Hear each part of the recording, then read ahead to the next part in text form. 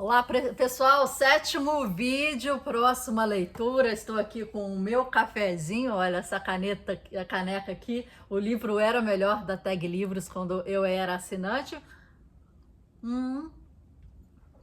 E vamos continuar. Estamos aqui na página 37, começando a pilha intrínseca completa. Vamos lá. Achei interessante aqui no início, né? Só fazendo uma pequena recapitulação, em que ele tá colocando alguns elementos que ele vai falar aqui, mas colocando o seguinte: o foco dele é neuroquímico, neurobiológico, e ele tá tentando pegar os propulsores de grandes ações. Então, o que é que pode te ajudar? E a gente fez aqui mentalmente uma referência com o dominó, é o esforço daquele primeiro pino que você tem que, bater, mas que ele em si já vai criar uma energia para continuar batendo nos outros pinos e criar uma energia cada vez melhor. Então, o intuito dele aqui no início, pelo que eu tô sentindo, é trazer a partir disso o que são esses propulsores, né? Da curiosidade, né, da vontade, aí para começar aí depois. E ele colocou assim: curiosidade em paixão, paixão em propósito, propósito em lucro paciente. E aí a gente terminou o último capítulo assim. Vamos lá, continuando a leitura. Curiosidade, paixão e propósito são uma rampa de lançamento rumo ao impossível. São os movimentos que mantêm suas peças no tabuleiro, o lugar onde o jogo começa. Mas o impossível é um jogo extenso, e se você estiver interessado em ir até o final, o estímulo que terá com esses 3 impulsos iniciais não será suficiente para fazê-lo chegar lá. Para esses fins, tomaremos os impulsos que examinamos no último capítulo: curiosidade, paixão e propósito. E acrescentaremos autonomia e conhecimento profundo a essa pilha. Ambos os impulsos são especialmente potentes, além de serem biologicamente projetados para funcionar em conjunto com a pilha anterior. Então aí tem uma listagem de curiosidade, paixão e propósito, listagem 1, e depois autonomia e conhecimento profundo. Estamos aí com esses itens. Autonomia é o desejo pela liberdade exigida para ir em busca da sua paixão e propósito. Autonomia é liberdade. É necessidade de comandar o próprio navio. O conhecimento profundo é a etapa seguinte. Ele o leva em direção à expertise. Ele o impede de aprimorar as habilidades de que precisa para atingir sua paixão e seu propósito. Em outras palavras, se a autonomia é um desejo de comandar o próprio navio, o conhecimento profundo é um impulso para comandá-lo bem. E é aqui que Edward Deci e Richard Ryan voltam à nossa história. Próximo capítulo: nossa necessidade de autonomia. Em 1977, quando Edward Darcy e Richard Ryan eram jovens psicólogos da Universidade de Rochester, eles se esbarraram no campus. Deci acabara de se tornar um psicólogo clínico e Ryan ainda era estudante de graduação. Eles compartilhavam o interesse pela ciência da motivação, o que levou a uma longa conversa. E depois, uma colaboração de 50 anos que derrubou a maioria das ideias de base da ciência da motivação.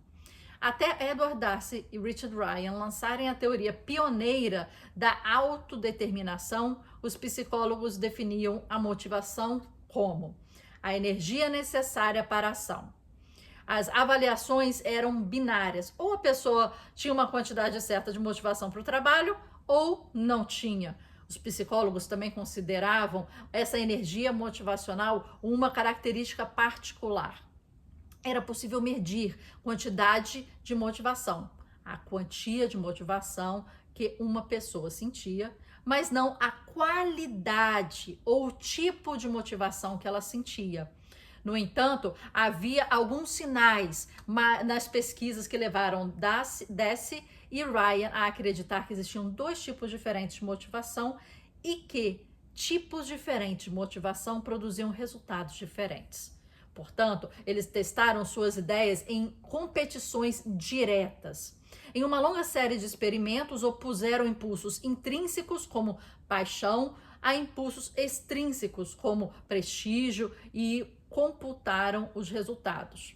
Eles descobriram muito rapidamente que a motivação intrínseca, termo usado como sinônimo de impulso, é muito mais efetiva do que a motivação extrínseca em algo, em qualquer situação, excluindo aquelas em que nossas necessidades básicas não foram atendidas. Mas eles também descobriram que uma das divisões mais críticas foi encontrada entre motivação controlada, um tipo de motivação extrínseca, e motivação autônoma, uma forma de motivação intrínseca. Então, controlada e autônoma. Se você foi seduzido, coagido ou pressionado de alguma forma a fazer alguma coisa, isso é motivação controlada, né? Veio de fora. É um trabalho que você precisa fazer. Motivação autônoma é o oposto. Quer dizer que você faz o que faz porque você escolheu. Deci e Ryan descobriram que em qualquer situação a motivação autônoma suprime a motivação controlada. A autonomia sempre é um impulso mais potente. De fato, em muitas situações, a motivação controlada não produz os resultados desejados. Quando pressionadas a agir, geralmente as pessoas buscam atalhos. O exemplo que Darcy gosta de dar é Enron. A companhia elétrica definiu que a melhor maneira de motivar seus funcionários era dar cotas de ações aos que tinham melhor desempenho. Um exemplo de motivação por sedução. Mas as pessoas logo descobriram que a melhor forma de obter esse bônus era inflacionar artificialmente os preços das ações, cometendo fraude corporativa, e por fim levavam a empresa à falência. A história da Enron é muitas vezes recontada como uma fábula de ganância, de presunção, mas na verdade é a história sobre uma motivação errada que pode facilmente gerar um comportamento inadequado. De acordo com Deci e Ryan, conseguimos autonomia de maneira correta quando fazemos o que fazemos por conta de interesse e prazer. E porque alinha-se com as nossas crenças e valores essenciais. Em outras palavras, o sistema de busca gosta de se encarregar do tipo exato de recursos que está buscando. Também é por isso que começamos a explorar o impulso pela curiosidade, pela paixão, pelo propósito. Essa trilogia instala o interesse e o prazer. Por meio da curiosidade, da paixão, então fixa as crenças e os valores essenciais por meio do propósito. Simplificando. Nesse livro, abordamos essa trilogia de impulsos, primeiramente porque é a base exigida para maximizar a autonomia. Legal. Outra coisa que Deci e Ryan descobriram é que a autonomia nos transforma em uma versão muito mais eficaz de nós mesmos. Naturalmente, o ímpeto neuroquímico fornecido pela autonomia aumenta nosso impulso, mas também amplia uma série de habilidades extras. Quando comandamos o próprio navio, ficamos mais focados, mais produtivos, mais otimistas, resilientes, criativos, saudáveis. Porém, se é necessário acrescentar autonomia à pilha motivacional para adquirirmos esse impulsionamento em nosso desempenho, isso faz surgir outra questão. Quanta autonomia realmente precisamos acrescentar? Acabou esse mini capítulo aqui, eu só tenho um ponto a adicionar, né? Outro dia eu vi um vídeo que falava quando você faz que a pessoa acredite que aquela ideia é dela, ela vai lutar pelaquela causa. Então, quando você está num processo de persuasão, né? Quando você incute na sua oratória, né, aquele argumento, mas ao final você faz com que a pessoa chegue na conclusão que você quer e se sinta ali criador daquela ideia e dono daquela ideia, Quer dizer, aquilo parece que é alguma coisa que vem de dentro, vai vir uma motivação de dentro para fazer aquela ideia ou executar aquela ideia, por exemplo. Mas aquilo você ganha argumentação, porque você transformou na argumentação uma ideia que é sua em pretensa ideia do outro, que você plantou ali uma semente. E ele tá achando que ele que teve essa ideia, ele que teve essa intuição, ele que é dono disso, então ele vai lutar por isso. Ele vai lutar por esse argumento muito mais do que se você falasse, olha, isso aqui tá certo, continua aí, faz a partir disso.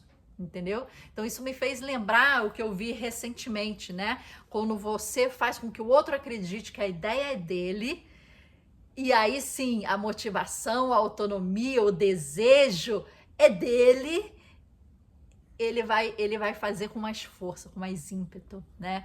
O que é que seja, né? Daquela ideia.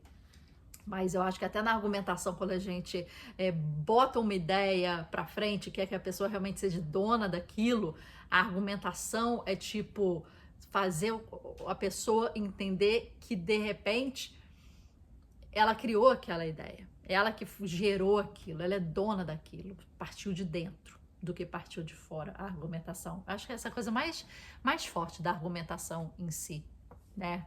Não só convencer o outro de outra coisa, mas convencer que essa ideia partiu dele. Ok. Fica aí essa ideia para você. 20% do tempo, estamos começando, página aqui, 40 continuando.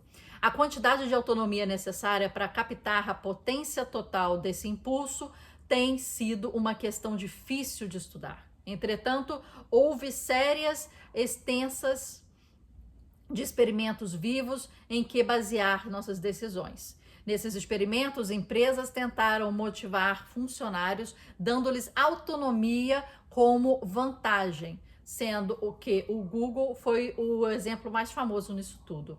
Desde 2004, o Google tem investido na autonomia como um impulso com o seu 20% do tempo, em que engenheiros passam 20% do seu tempo em projetos de criação própria, que se alinham com as próprias paixões e valores essenciais. Esse experimento produziu resultados incríveis. Mais de 50% dos maiores produtos gerados de receita do Google são provenientes desses 20% do tempo, incluindo o AdSense, Gmail, Google Maps, Google News, Google Earth, Gmail Labs e outros. Mas não foi o Google que inventou essa prática. Na verdade, eles a pegaram emprestada da 3M, cuja regra era regra dos 15%, data de 1948. No caso da 3M, os engenheiros passavam 15% do seu tempo em projetos de concepção própria. Para uma empresa com um orçamento de pesquisa com mais de $1 bilhão, dar aos funcionários a liberdade de trazer experimentos com 15% disso corresponde a uma aposta anual de $150 milhões para essa autonomia. Porém, tal como ocorreu com o Google, os resultados que emergiram dessa regra dos 15%, né, da 3M, mais do que cobriram essa aposta. O postiço se originou dos 15% em 1974. Esse único produto gera uma renda consistente de mais de $1 bilhão anuais, colocando em seu bolso mais de $750 milhões por ano, o que é uma boa vantagem para um investimento em autonomia. E é por esse motivo que hoje o Google, LinkedIn, Apple e dezenas de outras empresas instituíram seus próprios programas de autonomia. Mas o ponto mais importante é que aprendemos com os exemplos. O Google explora esse impulso dos 20% do tempo, o que significa que dá às pessoas 8 horas por semana para irem atrás de uma ideia pela qual são apaixonadas. A 3M consegue resultados fantásticos com apenas 15% do tempo, cerca de somente uma tarde por semana. Em outras palavras, se você já entrou na receita da paixão e agora está tentando descobrir um arranjo, como arranjar tempo na sua vida de ir em busca do sonho, esses experimentos reais informam que você pode obter resultados que deseja investindo de 4 a 5 horas por semana dedicadas a seu propósito recém-descoberto. De fato, conforme veremos na próxima sessão, o número mágico de horas necessárias para acessar a autonomia, na verdade, pode ser menor do que esse, contanto que essas horas estejam gastas de forma bastante específica. Então, isso é bem interessante. Aí eu peço que você faça um pequeno exercício de pensar na sua empresa ou na empresa que você trabalha, o quanto de autonomia lhe é concedida. E se você é trabalhador autônomo, né, como eu, por exemplo, nesse momento, quanto do seu tempo aí, são 4, 5 horas por dia, que você sai desse dia a dia de afazeres, né, que você tem que fazer, que você tem que entregar, mas em que você se volta para novos projetos vindos da paixão, não vindos da necessidade de dinheiro, financiamento, pagamento de conta, sobrevivência, mas vindo diretamente da paixão e quanto tempo você está despendendo para isso, né? Então, só pensa. Tô plantando sementinha, só pensa. Continuando, página 41, os 4 grandes da Patagônia. A varejista Patagônia muitas vezes acaba indo parar nas listas dos melhores lugares para se trabalhar nos Estados Unidos. Não conheço essa empresa, né? Acho que deve ser de roupa, não sei. Se você se aprofundar em suas particularidades, a autonomia dos funcionários é um dos motivos citados com maior frequência. Mas a Patagônia não é, na verdade, não está, na verdade, dando aos empregados tanta autonomia assim. Em vez disso, está lhe dando tipos particulares de autonomia. A Patagônia permite que os funcionários façam seus próprios horários. Eles ainda têm de trabalhar em período integral, apenas podem decidir quando. Ué, estranho isso, né?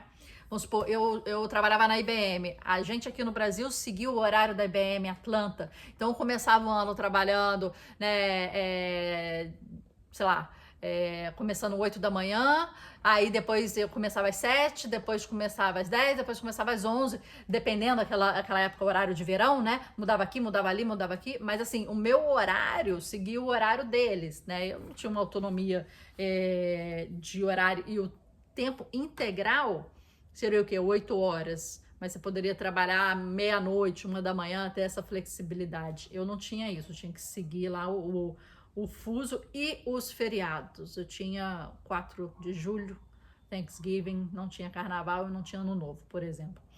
Igualmente, por conta de uma companhia estar cheia de praticantes de esportes externos, a sede da empresa fica situada no Pacífico.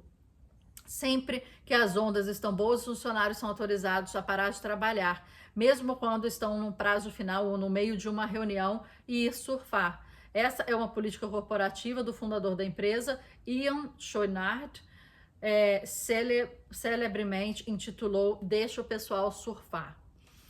Esse combinado nos informa uma coisa crucial sobre a quantidade de autonomia necessária para utilizar esse impulso. Se o exemplo da Patagônia for válido, a resposta é muito pouca autonomia, considerando que essa quantidade seja bem utilizada. Vamos analisar as 2 categorias no centro das iniciativas da empresa, o horário e o surf. Acho bem complicado. Poxa, o cara saiu aqui no meio da reunião. Eu acho que isso não é nem questão de autonomia, eu acho que isso é questão de respeito. Você está numa reunião, você não está numa reunião sozinha, você está numa reunião com algumas pessoas. Se você entrou na reunião, a reunião pode durar 1 hora, 2 horas, você aguarda a reunião terminar, agiliza a reunião, dá o resultado proposto, termina a reunião, no máximo você vai.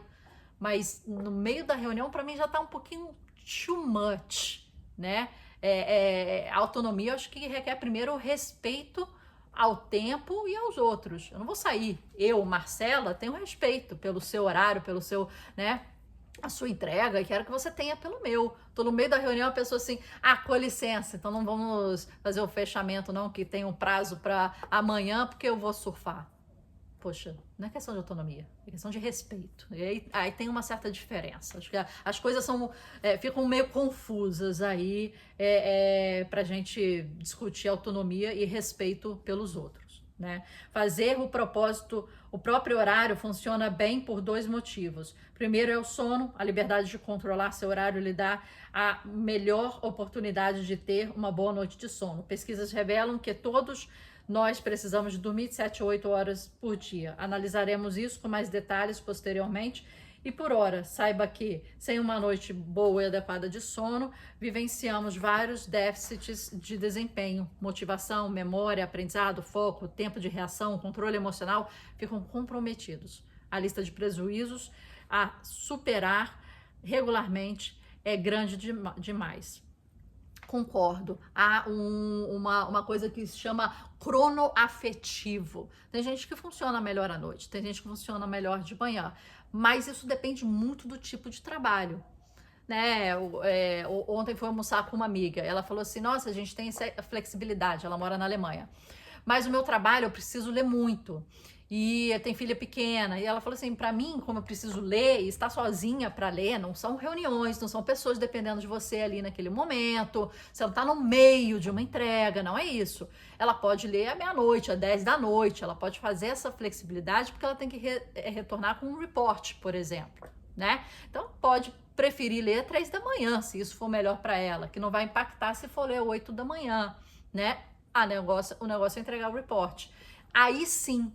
Mas tem certos trabalhos em que tem certas dinâmicas mais integradas a dinâmicas de grupo de outras pessoas ou a entrega de outras pessoas, que isso não é possível, né? Eu acho que a gente tem que ser maduro o suficiente para saber que uma empresa existe e continua existindo porque ela dá lucro. Senão é uma ONG, senão é outro tipo de financiamento. E se não tiver esse lucro, se não tiver essa entrega financeira, não tem tudo mais de autonomia, de bônus, de benefícios, não tem nada porque a empresa não consegue sobreviver. Então começa daí. O respeito, acho que para mim vem antes que a autonomia. O entendimento da dinâmica e da entrega daquele trabalho vem antes que a autonomia. Eu sou completamente favorável, no caso dela que vai dar um report, ok, trabalha meia-noite, o que for melhor para você. Às vezes meia-noite a filha já está dormindo, não tem criança em casa gritando, você consegue concentrar melhor, entregar melhor e cumprir seu prazo. Não vejo nenhum problema nisso. O negócio é quando impacta a dinâmica da empresa e a autonomia se torna uma bandeira que passa o respeito ao outro, né? O outro está lá no meio da reunião, você vai largar para surfar. Gente, dá licença, né? Pelo amor de Deus. Pelo amor de Deus, tem coisa que eu não consigo entender hoje em dia. Tá doido? Tudo tem um limite. O limite é o outro. Além de uma boa noite de sono, mas aqui eu concordo nessa cronoafetividade a depender da dinâmica do trabalho. Isso eu acho interessante. Eu acho interessante se eu quiser trabalhar 10 da noite em vez de 7 da manhã e para mim for melhor, porque cronologicamente aquilo está dentro do meu cronograma pessoal, biológico, fisiológico da Marcela, e da entrega e da dinâmica da empresa, e eu não estou desrespeitando o trabalho e o tempo de ninguém, eu acho que isso é puramente factível, mas a depender, esse é o ponto. Além de uma boa noite de sono, pode fazer o próprio horário, também permite trabalhar de acordo com o seu ritmo circadiano pessoal. Eita, é isso, o cronoafetivo é o ritmo circadiano pessoal. Rotovias radicais, o termo técnico para madrugadores, querem começar a trabalhar às 4 da manhã, enquanto as corujas da madrugada gostam de trabalhar às 4 da tarde.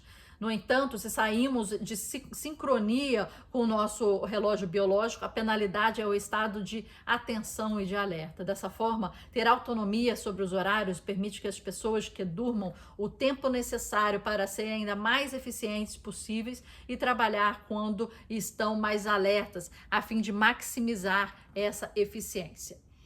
Outra regra da Patagônia, a liberdade de surfar proporciona duas vantagens a mais. Primeira, prioriza exercícios. Segunda, amplia o fluxo. Analisaremos uma de cada vez. Concordo, tem que incentivar o exercício, a postura, né, a meditação, né, tudo que esteja ligado ao bem-estar corporal, inclusive os exercícios físicos e mentais, eu acho que tem que ser incentivados, mas vamos ver aqui o que ele fala. Os exercícios são indiscutíveis para o desempenho máximo. Seria possível encher um caderno com benefícios que trazem saúde, energia, bom humor e vai assim por diante. Mas o mais importante que aqui é o ajuste do sistema nervoso. Correr atrás de qualquer coisa impossível pode ser uma montanha-russa emocional. Se você não consegue acalmar o sistema nervoso com regularidade, terá um colapso, um burnout, ou ambos. E os exercícios não apenas reduzem o nível de hormônios de estresse do sistema, eles o substituem por propulsores de humor, como endorfinas e anandamida. O otimismo tranquilo resultante disso é crucial para o desempenho máximo de longo prazo. No entanto, surfar não se trata apenas de priorizar a forma física. Por motivos que analisaremos nessa última sessão do capítulo, o esporte tem uma alta probabilidade de fazer seus adeptos entrarem no fluxo, que é o objetivo aqui de se fazer o impossível. Então, tem que fazer exercício. Agora, não tem que sair no meio de uma reunião para isso. Esse é o ponto. O empurrão extra da neuroquímica do prazer que a condição proporciona é o verdadeiro estímulo propulsor.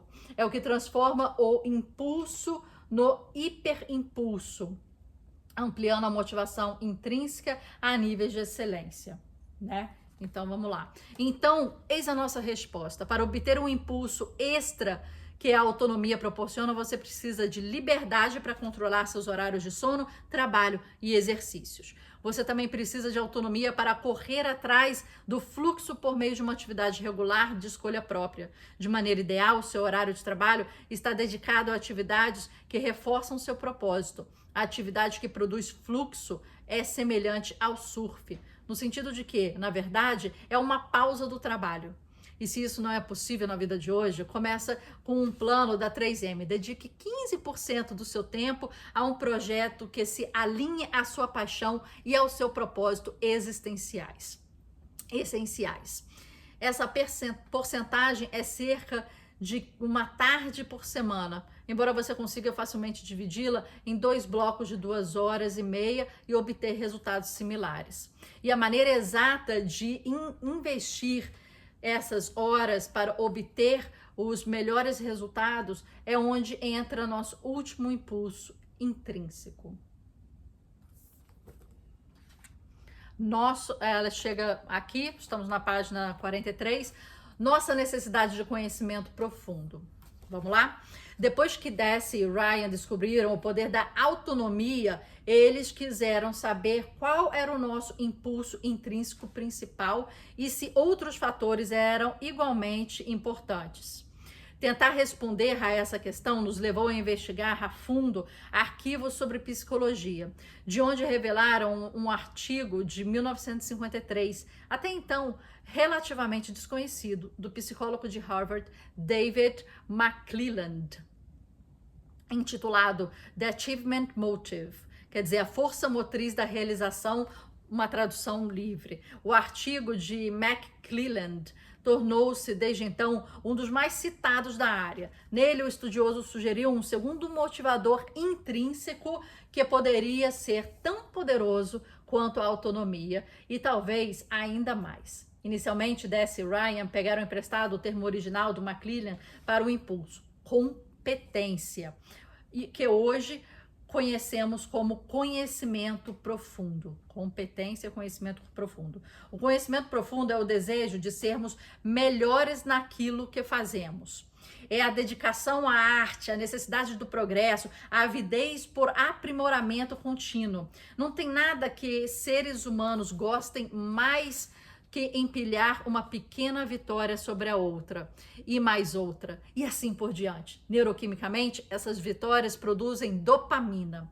Cientistas acreditam que a dopamina era tão somente uma droga de recompensa, ou seja, que esse neuroquímico dava as caras quando atingíamos um objetivo, como forma de reforçar a obtenção desse objetivo. Atualmente, sabemos que a dopamina é, na verdade, um jeito do cérebro de nos estimular a agir. Isso é, que a substância química não aparece após corrermos um risco, para nos recompensar por termos corrido esse risco. Em vez disso, surge logo antes de corrermos um risco e a fim de nos estimular a seguir em frente. Em outras palavras, a dopamina é a base biológica da exploração e da inovação. Quando nos esforçamos para atingir um objetivo importante, isso é, quando buscamos o conhecimento profundo, os níveis de dopamina disparam. Mas a verdadeira vitória é um conjunto de disparos, dia após dia. Emocionalmente, esse conjunto aparece como um ímpeto que muitas pessoas de desempenho máximo descrevem como sua sensação favorita. O maior motivador, explica o autor Dan Pink, do livro chamado Drive. De longe, é fazer progressos em um trabalho significativo. O maior motivador, de longe, é fazer progressos em um trabalho significativo. Significado e progresso. São duas palavras importantes aí. Naturalmente, o oposto também é verdadeiro. Quando falta progresso, o custo é exorbitante. A sensação de estar atolado na lama, de estar girando sem chegar em lugar nenhum, é o maior dreno de motivação que os cientistas descobriram. Se o ímpeto é a sensação favorita do desempenho máximo, então a falta dele é a menos favorita.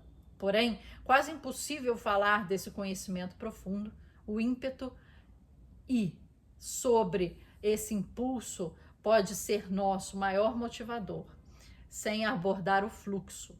Para ajudar essa abordagem, vale a pena conhecer o psicólogo Mihaly Csikszentmihalyi e aprender um pouco mais sobre a história e a ciência do fluxo. Cadê Mihaly? Opa! Aqui, ó, esse livro que a gente falou ontem, que a gente não leu ainda, Mihaly Csikszentmihalyi, do Flow, um livro mais antigo. Ele até já faleceu e tem um livro novo que é o Flow da Criatividade, ou o Processo da Criatividade, uma capa meio vinho rocheada, vale a pena. A gente vai ler depois esse aqui, parece bem interessante, né? A gente que tá querendo falar sobre o processo criativo, né? Sobre novas tendências. Esse aqui tá, você vê que eles se autorreferenciam o tempo todo. Aqui eu acho que ele traz pesquisas, define o flow, né? E fala sobre o flow. E aqui ele tá pegando o flow como uma coisa última, e tá dando um guia, um passo a passo para se chegar lá. Então a gente parou aí na página 45, gatilhos do fluxo, em que ele vai entrar mais aí nisso. Mas eu queria saber a opinião de vocês, o que vocês acharam até esse momento. Ele tá listando esses 5 itens, né, que eu acho que são bastante importantes aí. E ele tá fixando curiosidade, paixão, propósito. Esses são as primeiras peças do dominó. Aquilo que depois vai criar uma motivação intrínseca, mas vai te ajudar nessa tração, vai te ajudar a ir mais rápido. E depois desses 3, né, vai ter a autonomia e o autoconhecimento profundo. Na autonomia a gente viu que existem quantidade e qualidade, que pode vir de dentro e de fora. O de dentro sempre vence, e aí a gente adicionou aqui aos insights em que quando você faz uma pessoa acreditar que a ideia dela, você ganha um jogo da argumentação e o jogo da motivação. Eu acho que tá aí, eu não sei se ele vai falar disso depois, mas eu acho que tá aí o grande pulo do gato, quando você tá tentando convencer alguém. Imagina o filho, né, a comer mais saudável, a estudar, alguma coisa assim, mas quando você faz com que aquela ideia daquela atividade ou estratégia pareça ter sido, né, surgido por ele vai defender aquilo ali, porque a gente defende a nossa ideia com unhas e garras, né? Quando a ideia do outro, a gente refuta de um lado do outro, e a gente às vezes perde, às vezes a gente ganha, e a gente aceita, né? É isso. E às vezes a gente compartilha, mas às vezes a gente só aceita. E quando a gente aceita, a gente pega essa aqui e guarda no cantinho, né? Aceitei, tá aí, ok, você tá certo, continue. Mas quando é nossa, quando plantou uma raiz ali, é diferente. Eu acho que essa é a grande estratégia da argumentação e da motivação aí que ele está falando no início. Principalmente a motivação autopropulsionada, que eu acho que isso é muito importante. Te vejo no próximo vídeo, coloca os seus insights aqui embaixo, chama o seu amigo, vamos participar dessa leitura, tá no início, tô na página 45. Chame, convide aqui, a gente vai trocar, isso aqui tá sendo para você uma leitura